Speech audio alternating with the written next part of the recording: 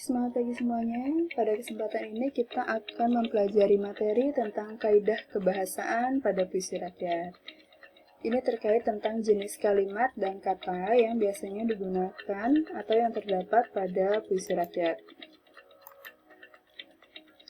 Yang pertama ada kalimat perintah. Kalimat perintah adalah kalimat yang mengandung makna memerintah atau meminta seseorang untuk melakukan sesuatu sesuai yang diinginkan penutur atau penulisnya. Ada dua ciri utama kalimat perintah. Yang pertama, diakhiri dengan tanda baca seru. Yang kedua, menggunakan partikel lah atau kan. Kita lihat pada contoh puisi rakyat berikut. Bertobatlah manusia ciptaannya, taatilah perintahnya, jauhilah larangannya, niscaya doamu diterimanya. Walaupun pada kaidahnya kalimat perintah memiliki ciri diakhiri dengan tanda baca seru, akan tetapi pada puisi rakyat yang perkembangannya secara lisan atau dari mulut ke mulut, kalimat perintah lebih ditunjukkan dengan adanya partikel lah atau kan. Nah, pada contoh puisi rakyat tersebut, kalimat perintah ditunjukkan dengan adanya partikel lah pada kalimat bertobatlah, taatilah, dan jauhilah. Selain kalimat perintah yang diakhiri dengan partikel lah dan kan, terdapat juga kalimat perintah sopan yang memiliki ciri menggunakan kata-kata permohonan seperti mohon dan tolong. Pada contoh puisi rakyat berikut, jalan-jalan ke rumah teman, sesat di jalan karena malu bertanya. Para tamu yang budiman, mohon doa dan restunya. Pada contoh puisi rakyat tersebut, kalimat perintah sopan ditunjukkan oleh kata mohon yang terdapat pada larik keempat. Selanjutnya adalah kalimat saran. Kalimat saran adalah kalimat yang berisi tentang saran, berupa pendapat, usul, atau anjuran kepada orang lain untuk kebaikan orang lain yang diberikan saran. Ciri utama kalimat saran adalah menggunakan kata sebaiknya, seharusnya, dan seyogianya. Pada contoh puisi rakyat berikut, ke lautan menaiki kapal layar, melihat ikan hiu yang ganas. Sebaiknya kamu rajin belajar demi meraih juara kelas. Kalimat saran dalam puisi rakyat tersebut ditunjukkan oleh adanya kata sebaiknya pada larik ketiga. Ini artinya memberikan saran kepada orang untuk lebih rajin belajar. Selanjutnya adalah kalimat ajakan. Kalimat ajakan adalah kalimat yang berisi ajakan kepada orang lain untuk melakukan suatu perbuatan. Jadi ini bersifat persuasif atau membujuk. Nah, ciri utama kalimat ajakan menggunakan kata-kata mari dan ayo. Kita perhatikan pada contoh puisi rakyat berikut. Tiap hari makan anggur, berwarna ungu kulit buahnya. Mari kita berkata jujur supaya hidup terasa bahagia. Kalimat ajakan dalam puisi rakyat tersebut terdapat pada larik ketiga yang ditunjukkan dengan adanya kata mari. Nah, ini bermakna atau membujuk seseorang untuk melakukan suatu perbuatan, yaitu berkata jujur. Selanjutnya adalah kalimat seru. Kalimat seru adalah kalimat yang mengungkapkan perasaan hati seseorang seperti kagum, heran, senang, dan sedih. Ciri utama kalimat seru adalah menggunakan kata-kata aduh, aduhai, alamak, amboi, alangkah, betapa, hore, dan wahai. Kita lihat pada contoh puisi rakyat berikut. Alangkah indahnya alam Indonesia ini. Wahai pemuda Indonesia, lestarikan alam kita.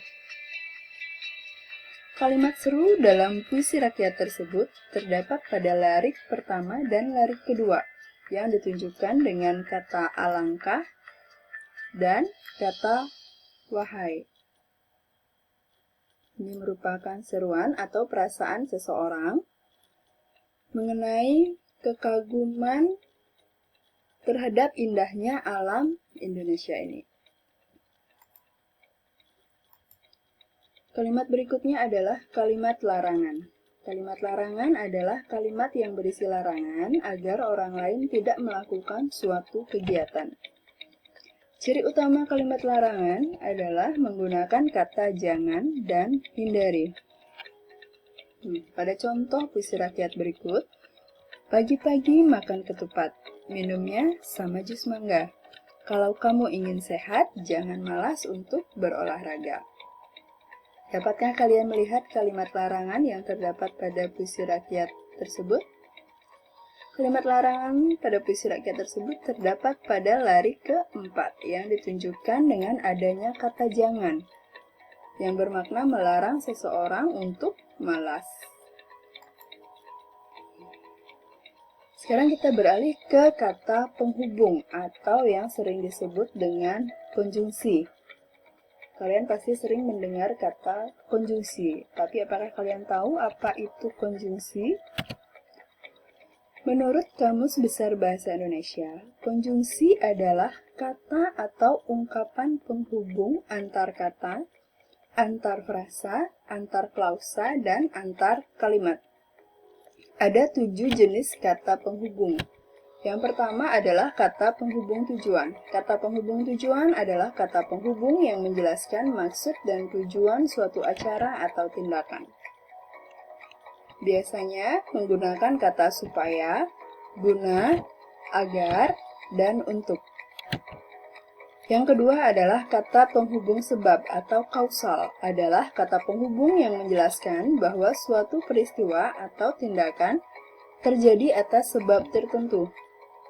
Menggunakan kata sebab itu, karena, oleh karena itu. Yang ketiga adalah kata penghubung akibat, adalah kata penghubung yang menggambarkan suatu peristiwa atau tindakan terjadi atas sebab peristiwa lain. Kata-kata yang biasa digunakan adalah akibatnya, maka, sehingga, sampai. Yang keempat adalah kata penghubung syarat, adalah kata penghubung yang menjelaskan bahwa suatu hal dapat terpenuhi jika syarat yang ada telah dipenuhi.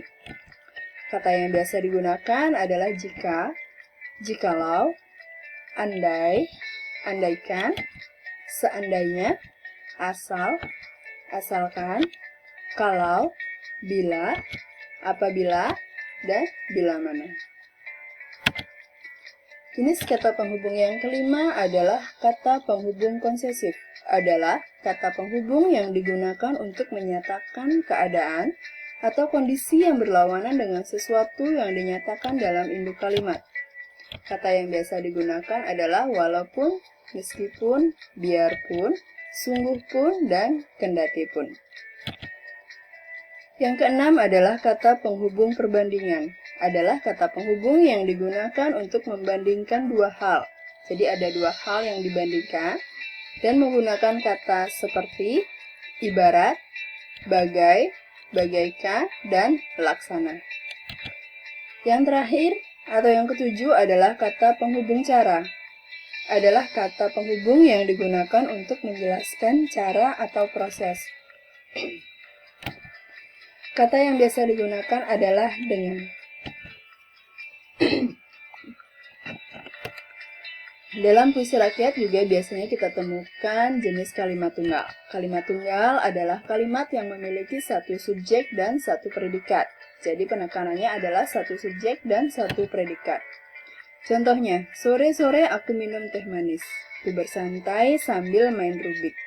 Jika ingin hidup harmonis, saat bertemu ucapkan tabik.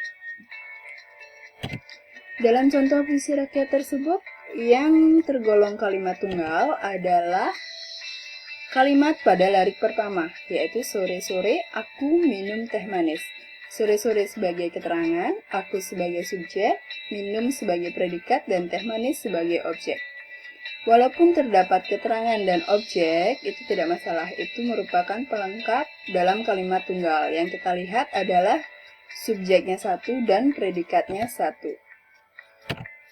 Selain itu, kita juga menemukan kalimat majemuk. Kalimat majemuk adalah kalimat yang memiliki lebih dari satu subjek atau satu predikat. Dalam puisi rakyat, kalimat majemuk yang digunakan adalah kalimat majemuk bertingkat. Kalimat majemuk bertingkat adalah kalimat yang terbentuk dari beberapa kalimat tunggal yang kedudukannya tidak setara atau tidak sederajat.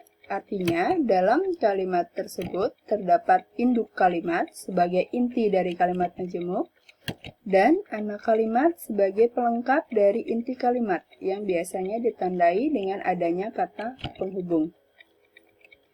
Kita lihat pada contoh puisi rakyat berikut.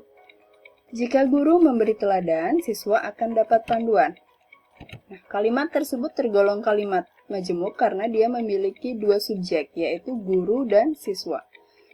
Dan tergolong kalimat majemuk bertingkat karena terdapat anak kalimat yang ditandai dengan kata penghubung jika dan induk kalimat, yaitu siswa akan dapat panduan. Nah, posisi anak kalimat dan induk kalimat ini dapat dibolak-balik. Dapat anak kalimat yang di depan atau induk kalimat yang di depan. Nah, demikian pembahasan kita kali ini mengenai kaidah kebahasaan yang terdapat pada puisi rakyat. Semoga pembahasan tadi bermanfaat untuk kalian semua. Terima kasih dan tetap semangat.